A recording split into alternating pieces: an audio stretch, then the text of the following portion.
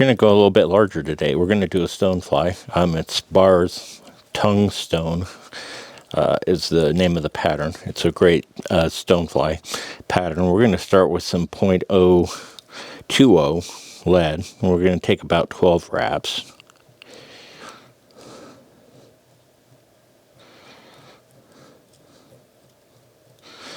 Or 15. I'm just going to wiggle that back and forth. We'll break that end of it off. And we'll wiggle the back end similarly back and forth using that friction, and that will break off. And then I can just push this up into the bead here. We're using a size 8 hook here and a 3/16 bead. So we've got a pretty heavy fly that's going to be in the water here for us. I'm going to use just some yellow nano silk. Really, it doesn't matter all that much what color you're using, because your thread's going to be covered up anyway. I just happen to have this sitting right next to me, so I grabbed hold of it. We're going to go ahead and get that secured on our hook and come in with our scissors here. Cut that off. And with that, I'm going to build up a little bit of a thread dam right behind that lead to help secure it in place.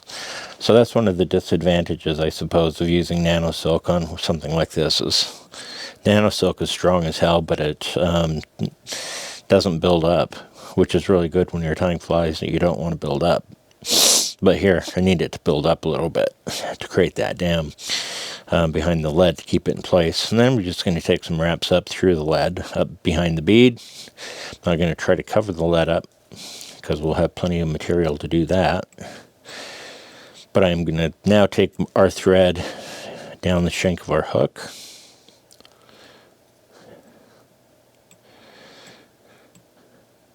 And I'm just creating a bit of a thread base here. I'm not too concerned that every wrap is touching the other one.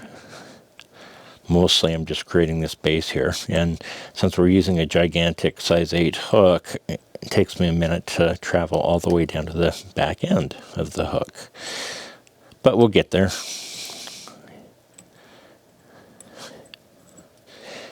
I want to stop. I want the abdomen of this fly to start right about where the barb of the hook, or the end of the barb of the hook is. I'll clamp the barb down on this, but for right now I'm going to use that as a measurement. I tend to mash my barbs down. So that's where we're going to want the abdomen to start. I'm going to go ahead and take some thread wraps beyond that to create a little bit of a bump that will hopefully help our tail materials kind of stick out a little bit more, because I'll be tying them up against this little thread bump that I'm tying here a little bit beyond where I want the abdomen to start. So we're in a pretty good position right about there.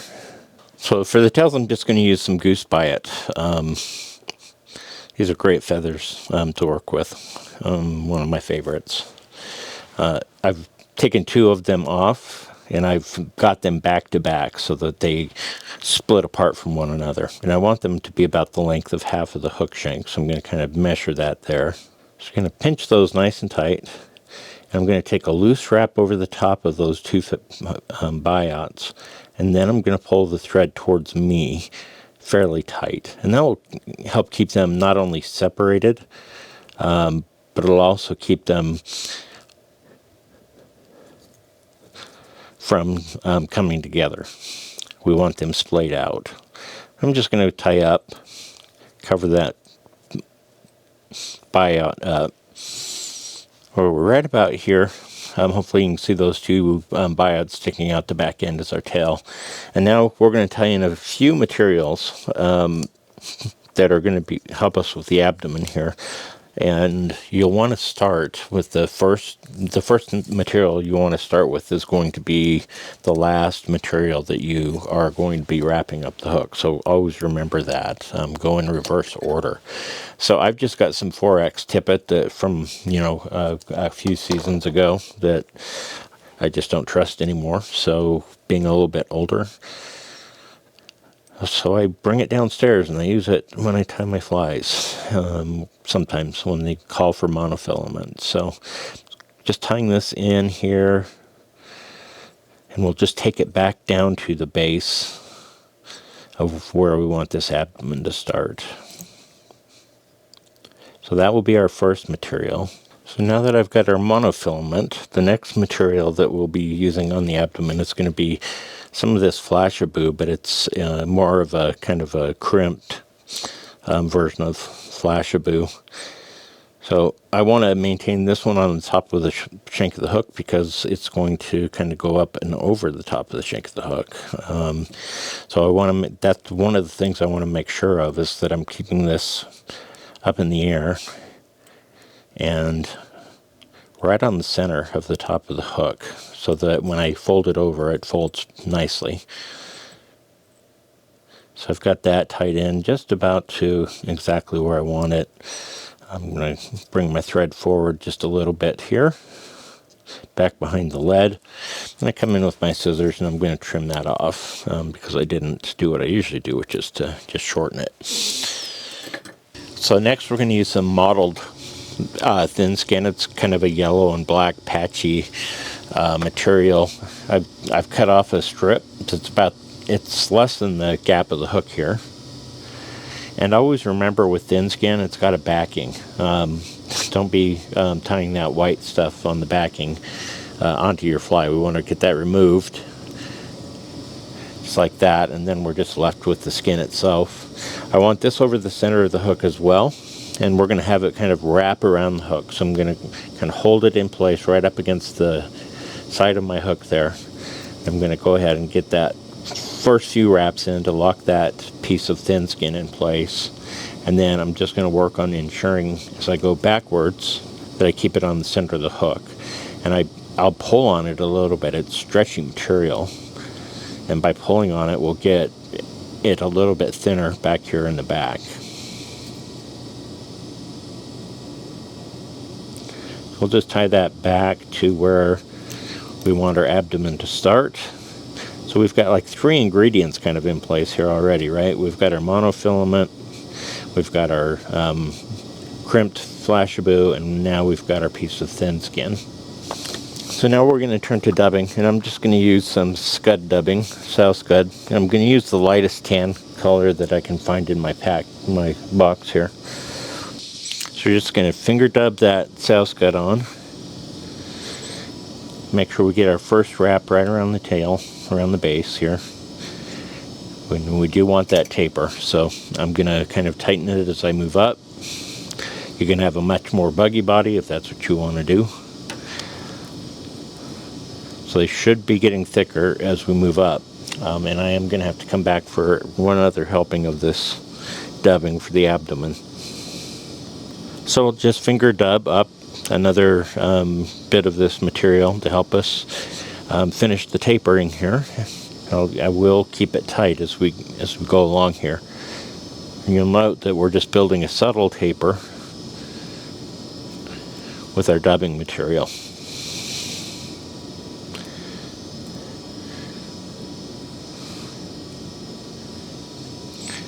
And that's going to be just about where I want that to be. From there, I'm going to take our first material, which is the thin skin. We're going to pull this up and over. And I'm going to stretch it pretty good and make sure that it folds itself pretty good also around the shank of the hook. So take a few wraps to get it in place. And then I'll come in with my scissors and we're going to cut that off. Keep this piece because we are going to use it a couple more times.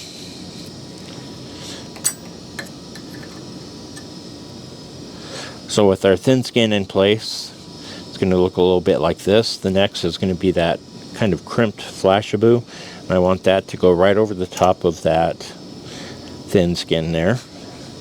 So I'm pulling that right up and over the top of that.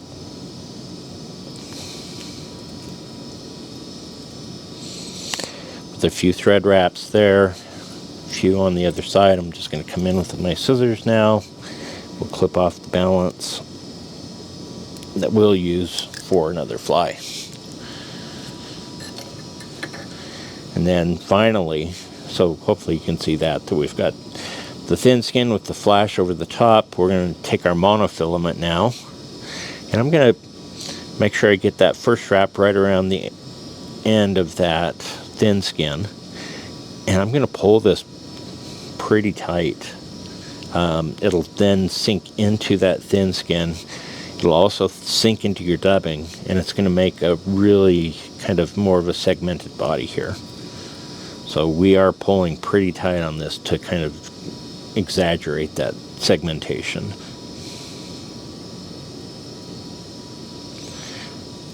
You can take that all the way up to behind the lead,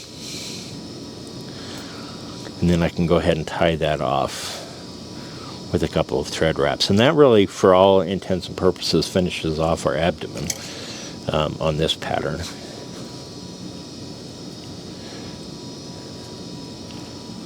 Go ahead and cut that monofilament off. Set it aside. So at this point we've got our abdomen done. You can see the tails are nice and split out. I'm going to start our thorax with a little bit of dubbing, the same color that we used for the body, kind of a light color. You can go darker if you want. So I just grabbed myself some of that dubbing. Now I'm just going to finger dub this on.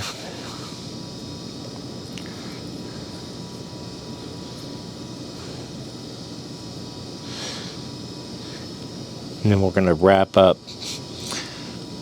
right up to the base of where our abdomen is and create a little bit of a ball there. And then we're going to just go ahead and let our thread stand there. For the legs, I'm going to go with this hen saddle. It's Barr, grizzly. It's kind of an olive color is what I've chosen here, and I'm just going to take, a bunch of the fibers here and hold them up. So I've got this nice little bunch of legs here. I'm going to tie the first set on my side of the hook, not the lens side of the hook. We don't want those to go about half the length of the body there, so I'm going to just kind of hold those in place. We're going to get a thread wrap or two on those. I'm going to take a look at their placement and whether I'm happy with them or not in terms of their length and their position. And it's looking like that. I'm good with that. Take a couple wraps back into it. I'm going to go back to the same feather, and I'm just going to pull some fibers off of the other side. And I know exactly how many to pull off because I've wanted it to be equal to the other side, and we've already pulled the other side off. So you can kind of see that. This represents what we're going to be kind of pulling off. So once I've got this other bunch, I'm going to want them the same length as the first bunch.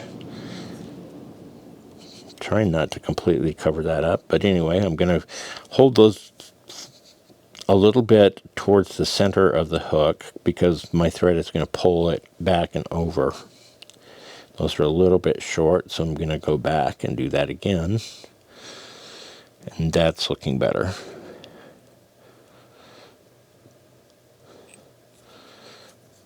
So with those in place, we're just going to clean up a little bit. We're going to come in with our scissors. We'll be right back. So now you can see we've got our first set of legs kind of coming backwards. Now we're going to put in a little bit more dubbing, because we're going to put in another set of legs, and I want some separation between them. And the dubbing is going to help that. It'll also help push those fibers backwards and cover up our thread wrap. So we're just going to take a few thread wraps here backwards, hiding the wraps for those front legs. And I'm going to just go ahead and bring that up forward a little bit. And this is why I wanted to save my thin skin, because we're going to come back to it now. I'm going to make sure it's cut nice and square.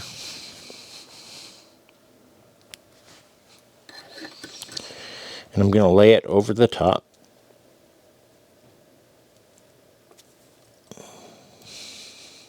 Just past those two sets of legs. And once again, we're going to tie it so that it kind of wraps itself around the hook shank. This is going to create that kind of a flat wing case there. And that's what we're looking to do.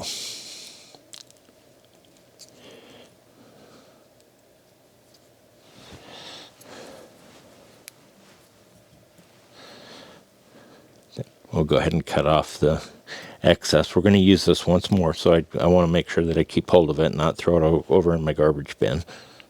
So now we're going to go back to our feather, our soft pen hackle. I'm going to grab another bunch of feathers, fibers here, to make another set of legs. So I remove those from the shaft, and I want them just to be about the same length as the other legs there. I'm going to kind of hold that in place and take a nice loose wrap around there just to kind of get that put into place. And I'm going to wrap back on it just a little bit, and I'll take a look, and I can see that those are about the length that I want them to be. I'm going to grab that same feather again to grab the fibers from the opposite side to use for the other side, the lens side of the hook.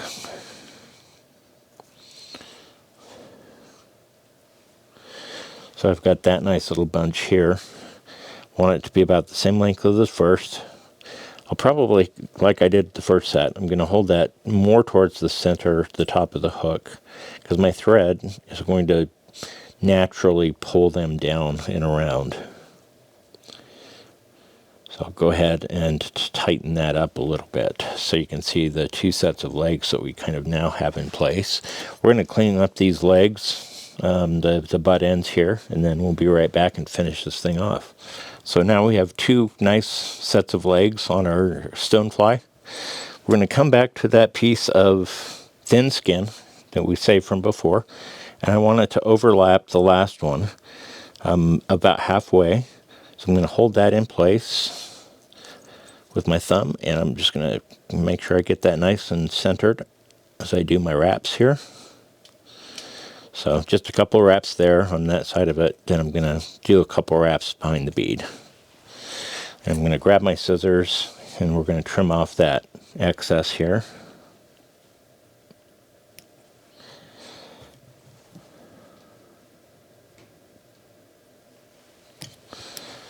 Like so.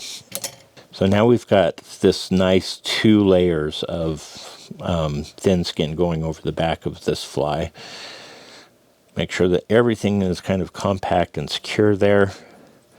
And we're going to finish this off with just a little bit more of that same dubbing right up behind the bead.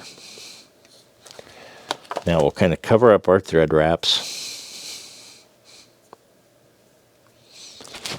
and give us a really nice finish for this fly. Just finger dubbing that same dubbing on. I'm going to take that and I'm going to wrap back into where that thin skin is and the set of legs are. Keep tightening it as I work my way towards the back of the bead.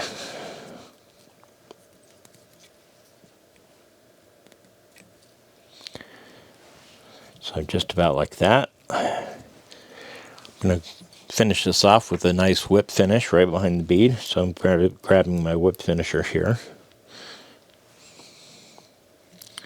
We'll just take a few turns here.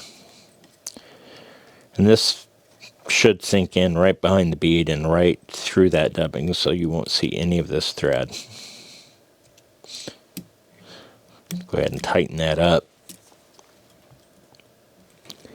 And then I can just go ahead and cut that balance off with the back end of my whip finisher. Just like that. So with all that cleaned up, we have the Barr's Tungstone stonefly. Great stonefly pattern. This is a beautiful fly. It's going to sink down on the water fast with the bead and some of the lead. You can see the tails and the legs here pretty prominently. It's a great pattern to have in your box when you have a stonefly hatch going off, so give it a shot.